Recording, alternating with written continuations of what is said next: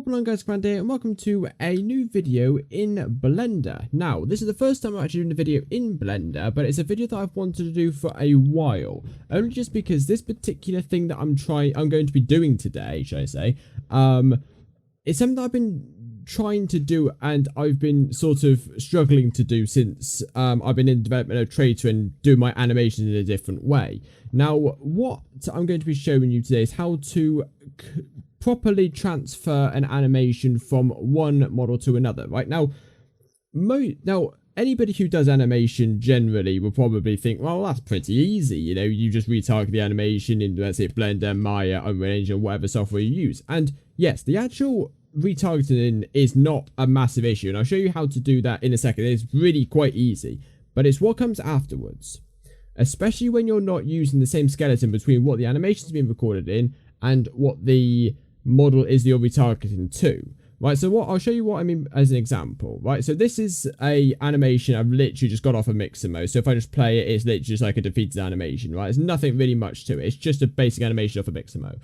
Right, and this is the Battlefront 2 skeleton. Battlefront 2 clone trooper with their Battlefront 2 skeleton. Right, hide that just so you can't see his bones overlapping. Right, now everything that I'm going to be using in this video is 100% free, except there's one caveat. This Battlefront 2 model, although the model is technically free, you have to own Battlefront 2 in order to use the to extract the models from the game. So you do have to actually buy the model. There are other ways you can actually get the game, but I'm not going to go into that now because there's no need. But also there are places that you can go on the internet which do let you download Battlefront 2 models and such. But even not just Battlefront 2 models, this method will work for anything, whatever model you're using, whether it be something like a little walking dog creature, a full-on humanoid, or an alien. So long as the animation is supposed to go on somewhere, like you can't have this like defeated animation play on like a dog's body or something. That doesn't work. So use common sense when doing it. But for things like this model will work. This animation will work on any humanoid model. So first of all, what you need is obviously Blender. You need animation, whether it be for mixer mode or mocap or something you've keyed yourself, and your your model you're going to retarget to, as well as the Rococo Studio Live plugin for Blender. Now, I'm going to leave the link in the description to that, as well as the link to download Blender. In order to download this, all you literally need to do, download it onto your desktop or wherever it is is easiest. Go to Edit, or it could be File as well, depending on your version of Blender. Go to Preferences, Add-ons, and Install, and then choose the zip folder. Don't extract it, just choose the zip folder and it'll install. And then, if it doesn't show up with it straight away, just type in, if I can spell, Blender, and it's the animation Rococo Studio Live for Blender. That's basically what you need. So make sure it's checked, and it should automatically show up in your workspace. If it doesn't, close Blender, reopen it, and it should be there. Right, so you also need to log in, but that's not a massive issue. So what you need to do is you need to go into the retargeting tab. I'll open up the skeleton just to make it easier. So source, which is the armature, which is the mixer mode model. The target, which is obviously reference, which is the clone trooper. And then you just click build bone list. Now, what it'll do then is it'll build a list of bones from the source to the targets. Now, go through this carefully to make sure that they are actually the correct bones, because if not, you're gonna have to do all this process again, because you can't actually go back and retarget again. So what you need, so just go through it, just make sure it's all checked. If there is a couple bones, I think there's one down here that's not quite right. No, it seems to be all okay. But if there is a bone that is slightly out of place, just align it properly, and you'll know that something's disaligned, because when you go to retarget it, there'll be one bone that's like in the completely like facing backwards or something. So make sure it's so make sure everything's all up together and it's all like connected in every single bone. I know that most of these, the majority of these bones, there might be a couple like twist bones that aren't quite in the right place, but for the purpose of this tutorial, it doesn't really matter. So once you've checked all your bones are in place, click retarget. It'll take a few minutes depending on the power of your PC. Mine shouldn't take too long because my PC's, like I said, they're quite powerful. Get rid of this, and there you've got your animation already done and retargeted. So if I just move this across, so now it's retargeted, right? But there's one problem, as you can probably see. The animation it's there and it works perfectly fine, but the bones are in the wrong place. So what I'm going to show you is how to actually maneuver the bones so that they retarget and they look a bit more naturalistic. So as you can see, the legs look a bit wonky, the head's a bit too far forward, and the arms are inside each other. So what you need to do is you need to click on your model or your skeleton, make sure you're in pose mode. Now I do this in the animation tab, right? You can do it in layout if you want to, but I just like using the animation tab because the workflow is actually, like, as you can see, it's pretty like it works for my workflow. But you can do it in any of these. It's just so long as you make sure the segments are correct. So what you need to do first of all is you need to go into this little corner. So you see it should be set as editor type if you're in the default workspace. You need to go into non-linear animation. And then I'm actually going to delete the mixer mode model just quickly, as I don't need that anymore. And you need to click this button to push down action. So you create another NLA strip. Then what you need to do is you see in this corner here, there is a little arrow, right? Next to where the 250 button is. I'll put a circle on it just so you can see. And what you need to do then, you just need to double click it and it should open it, right? Now what you then need to do is under the blending option, you need to click it, and instead of replace, you need to click combine. Right, now once it's done that, close it up, and then go into this button here where it's another editor type down the bottom, and instead of dope sheet, you need to go to timeline.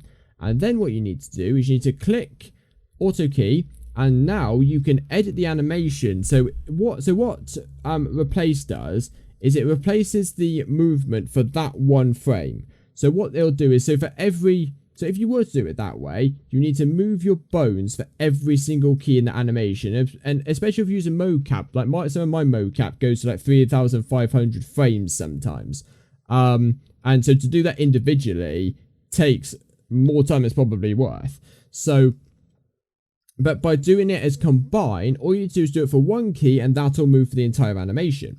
So if I then just go do the biggest problem first, which is the arms, right? So if I just scroll down here, so I type in arm and then you give all my arm base bones. That's my left arm.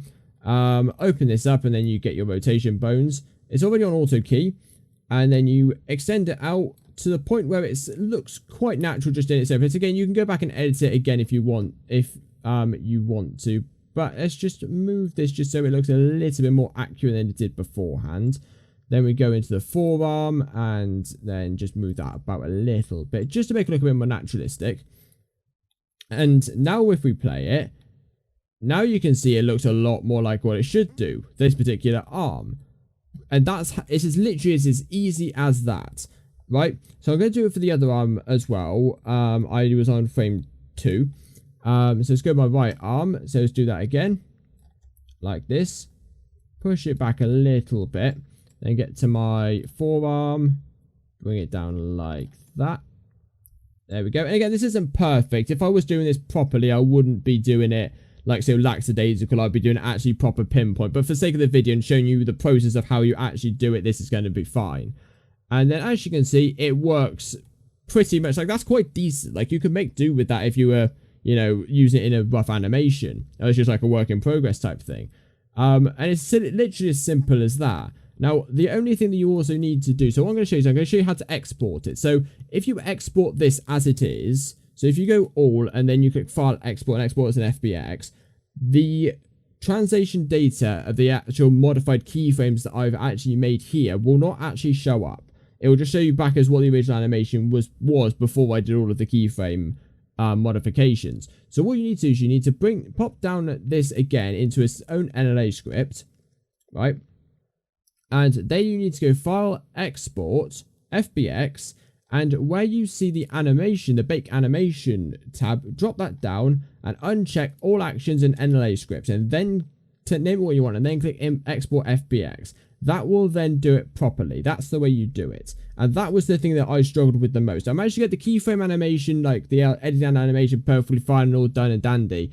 But this was the thing that screwed me over, because I was importing it into Unreal Engine, the animation that I was cleaning up.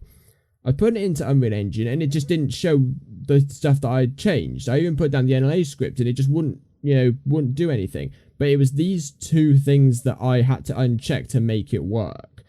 Now, another thing that I want to show you is you don't actually have to always do it as just one frame, right? It don't always have to be one single frame that you do and that's it. So if, let's say, so obviously we've got this animation here. If we got to, let's say, this point, and you can see it sort of like clips with the body a little bit. Like if I just you can sort of see it sort of clips with the body a little bit. So what you can do is if you need to put one frame just before you want to do it. So if you just move it a little bit, because otherwise, what if you do it? See, the reason why I have to do it before keyframe and then after keyframe is that if I just had a movement keyframe bit by bit, the animation will just move to its actual keyframes, if that makes sense.